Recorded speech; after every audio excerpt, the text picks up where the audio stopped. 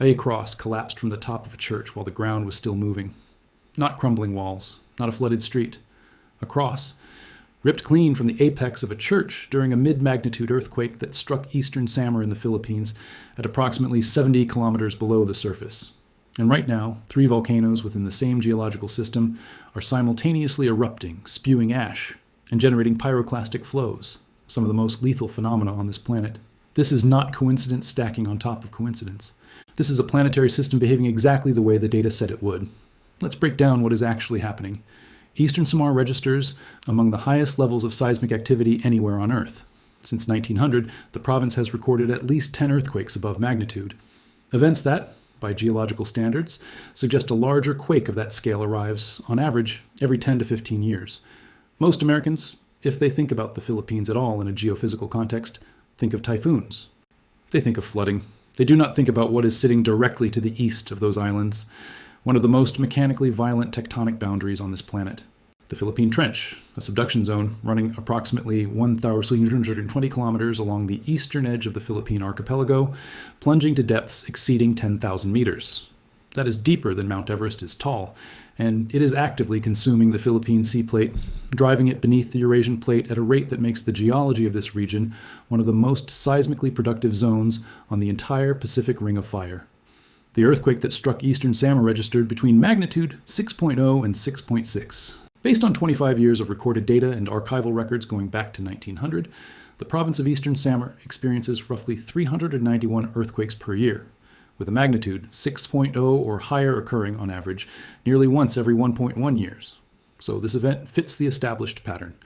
Statistically, it was expected, but the depth, approximately 70 kilometers, is what elevates the analytical significance of this particular event. At that depth, you are not dealing with a shallow crustal rupture. You're dealing with energy release within what seismologists call the intermediate zone of a subduction slab. The oceanic plate has already descended beneath the island arc, and as it does, it bends. It compresses. Mineral structures within the rock undergo phase transitions under extreme pressure and temperature. And at some point, the accumulated elastic strain is released in a single violent event that sends energy radiating upward through 70 kilometers of Earth to the surface above. That energy moved through rock, then through soil, then through concrete foundations, and then through a church structure, and the cross at the top did not survive. The strongest historically recorded earthquake in this region measured magnitude 7.6, occurring on August 31st, 2012, in the Philippine Sea northeast of the archipelago. That event did not generate a catastrophic tsunami. It generated fear. It generated damage. It generated the kind of aftershock sequence that persists for weeks. And what analysts with long-horizon threat models watch for is not the individual event. It is what the pattern of accumulated events tells us about where stress is concentrating and where the next significant rupture might occur. But here's the question that the raw magnitude data cannot answer. Was this a main shock, or was this a foreshock? That question is not alarmist. It is the precise scientific question that every seismologist at PHIVOLCS, the Philippine Institute of Volcanology and Seismology, is currently modeling. Because in subduction zone environments, foreshock sequences before significantly larger ruptures are documented. The 2011 Tohoku earthquake, which generated the catastrophic tsunami that killed nearly 16,000 people in Japan and triggered the Fukushima nuclear meltdown, was preceded by a magnitude 7.2 foreshock approximately 2 days earlier. The geological community recognized the foreshock only in retrospect. There is currently no reliable predictive method for distinguishing a foreshock from a main shock in real time. The instruments can tell you what happened. They cannot yet tell you with certainty what comes next. And so the answer to that question, main shock or foreshock, is we do not know. What we know is that the Philippine Trench has the demonstrated physical capacity to generate earthquakes exceeding magnitude 8.0. Based on 26 years of data and the archive back to 1900, Eastern Samar averages about 366 earthquakes per year, with magnitude 7 or higher events occurring roughly once every 12.7 years, and magnitude 6 or higher roughly once every 1.6 years. The mechanical loading cycle has not stopped. The Pacific Plate is still moving. The subduction is still happening, and the stress that was not released by this earthquake is still there, distributed across the fault system, waiting. To understand why this matters at a scale beyond the Philippines, you need to understand the mechanics of what a subduction zone actually is. The Pacific Plate, the largest tectonic plate on Earth, covering roughly 103 million square kilometers, is in motion. It moves at approximately 5 to 10 centimeters per year in most regions. As it moves, its leading edges dive beneath adjacent plates, forming subduction zones. These are the most energetic geological environments on the planet. They are responsible for the largest recorded earthquakes in human history.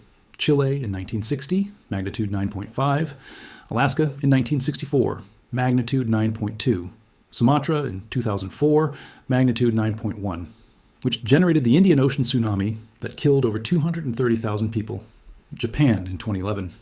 Every one of those catastrophic events originated in a subduction zone. Every one of them involved an oceanic plate being forced downward, bending and breaking and locking against the overlying plate before releasing stored energy in a single catastrophic rupture. The Philippine Trench is one of those systems, and it shares its regional geological context with the Cascadia subduction zone, the fault system that runs from Northern California through Oregon, Washington, and into British Columbia. The Cascadia zone, which American audiences have been warned about for decades through FEMA advisories and geological surveys, is capable of producing a magnitude 9.0 or greater rupture. The last time it did so was January 26, 1700, an event that caused a tsunami recorded in Japanese historical documents, and that has left identifiable geological signatures in coastal sediment layers up and down the American Pacific Northwest. Geologists call the time since then the interseismic period.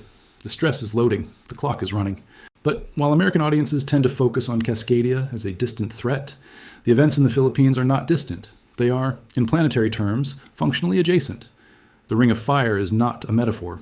It is a continuous geological structure, a nearly 40,000 kilometer belt of subduction zones, volcanic arcs, and transform faults encircling the Pacific Basin.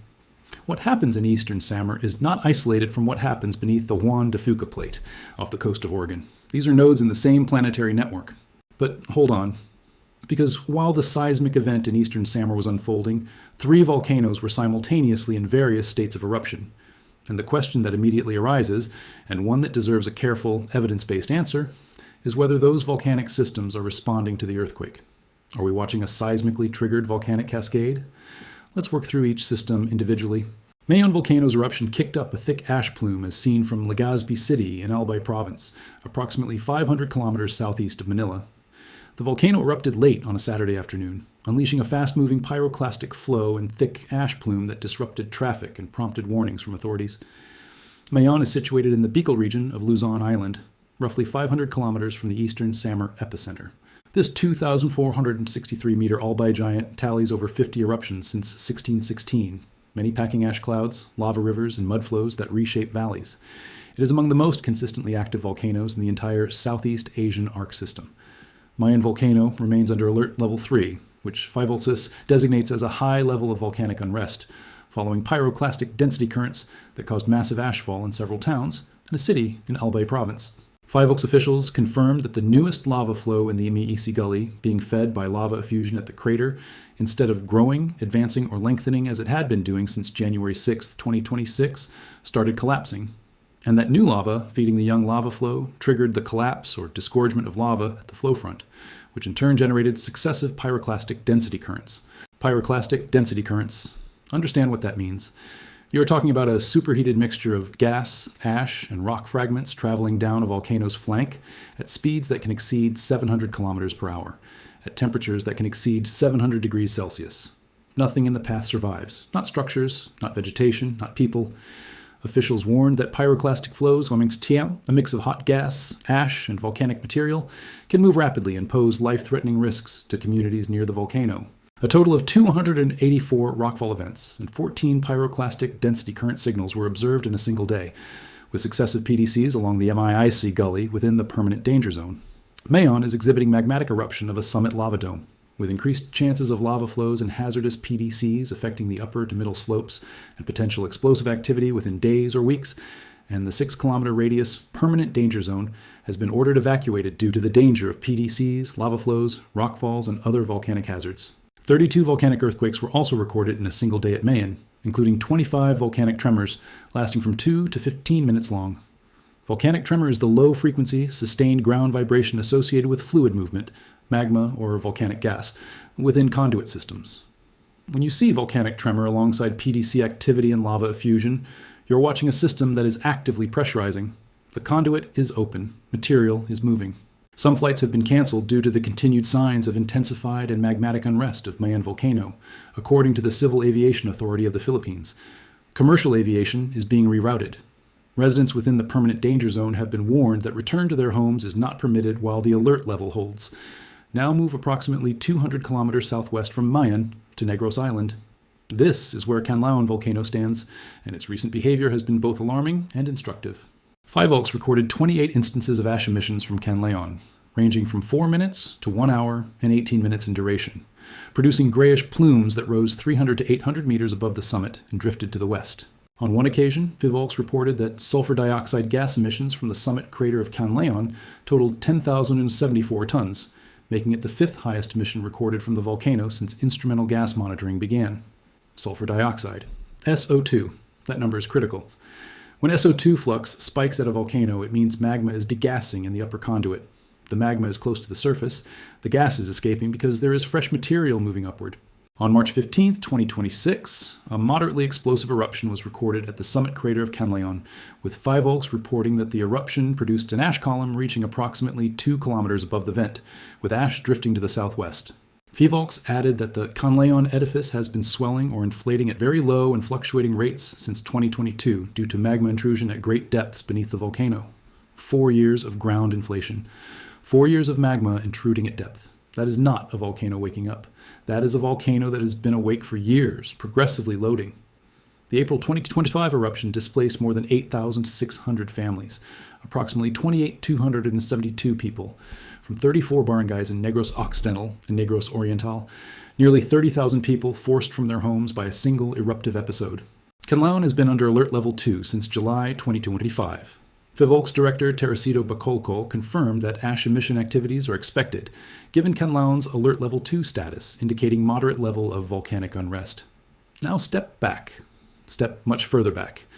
Because the third volcanic system in this convergence sits not in the Philippines, but in Indonesia, and it represents one of the most persistently dangerous volcanic environments anywhere on Earth, Mount Merapi. Coordinates: 7.5 hours star dynamics, 10.2 for heartbeat 42 degree E.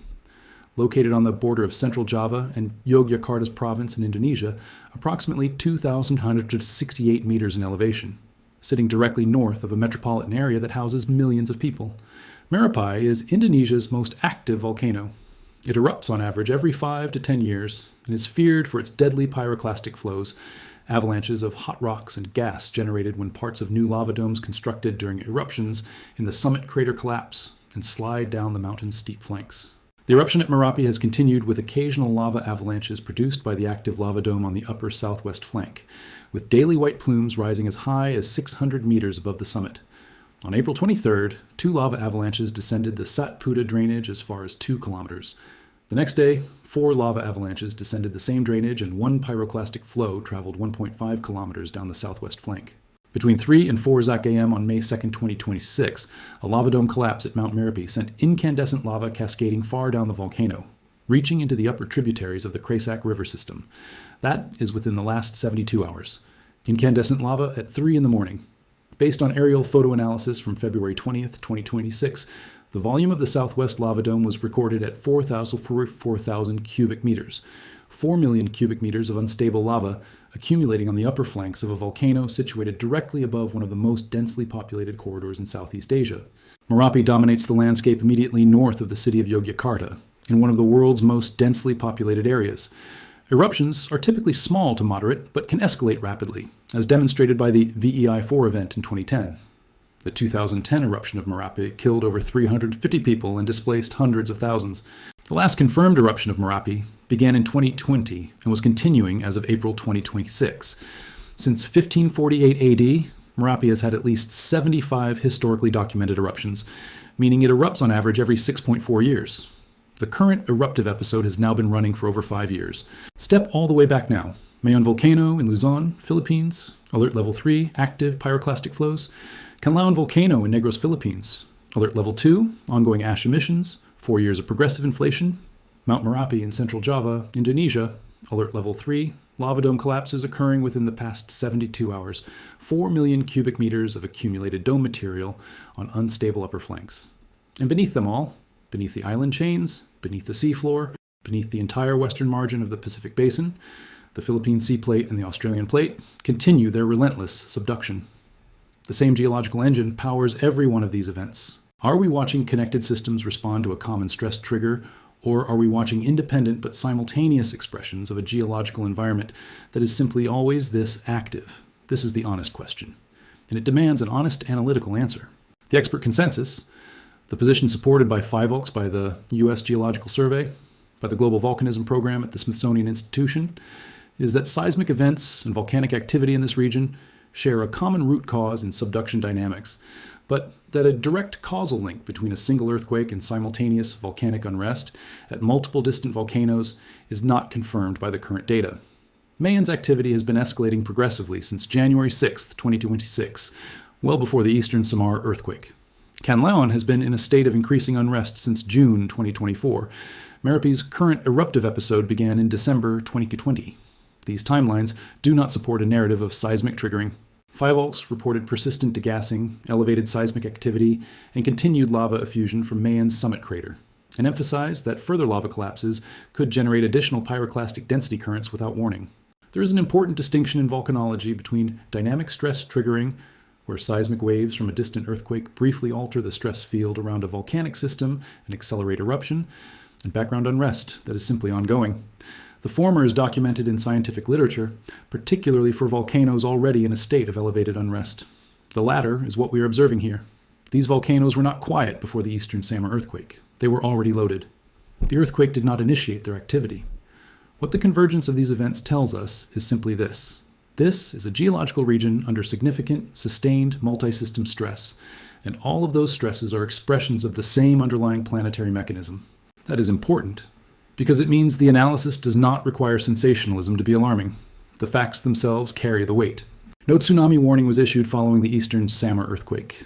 The mid-depth focal mechanism, approximately 70 kilometers below the surface, limits the vertical displacement of the seafloor that is required to generate a significant tsunami.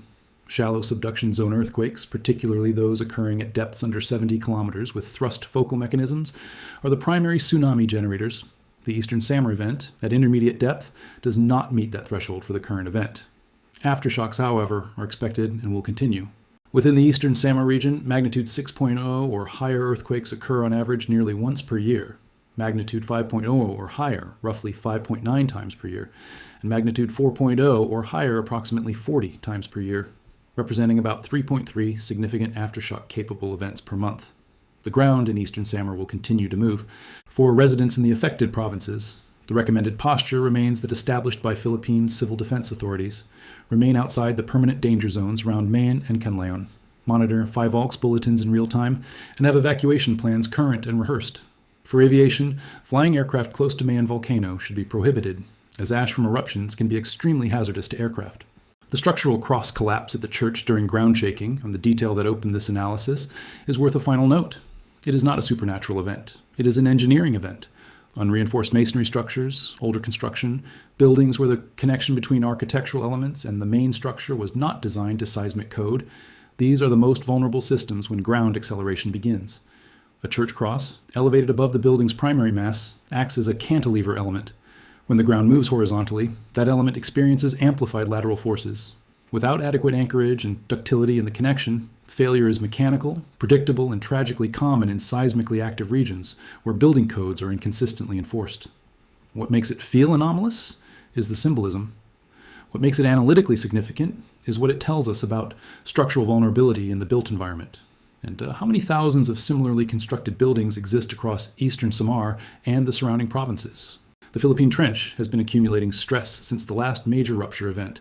Eastern Samar has had at least 10 earthquakes above magnitude 7 since 1900, which suggests that larger earthquakes of that size occur infrequently, probably on average, approximately every 10 to 15 years. The last confirmed major event in the region preceded the current monitoring era. The geological cycle has not concluded. The aftershocks from the current event will continue. The volcanic systems, Mayon, Kanlaon, Merapi, will continue producing eruptive activity at elevated levels. As of late February 2026, lava collapse pyroclastic density currents from Mayon were still ongoing, and scientists warned that similar events may continue as unstable lava piles up. What we are watching is not a disaster in the conventional media sense, a single dramatic moment with a clear beginning and end. What we are watching is a geological system in motion. It was in motion before any of us were watching it. It will be in motion long after this analysis concludes. The data trail does not suggest this sequence is complete. The Philippine Trench is still subducting. Mayon's conduit is still open.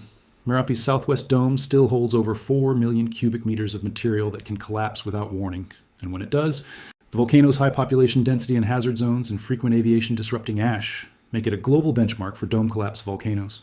So here is the question that the current data leaves genuinely and legitimately open.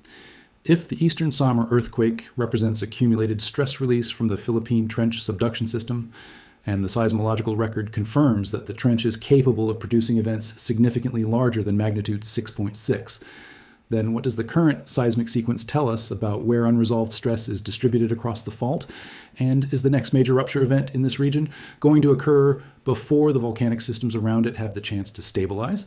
Because that is a scenario the data has not yet closed. And that is the scenario the monitoring networks in Manila, Jakarta, and Tokyo are watching in real time. The ground is still moving.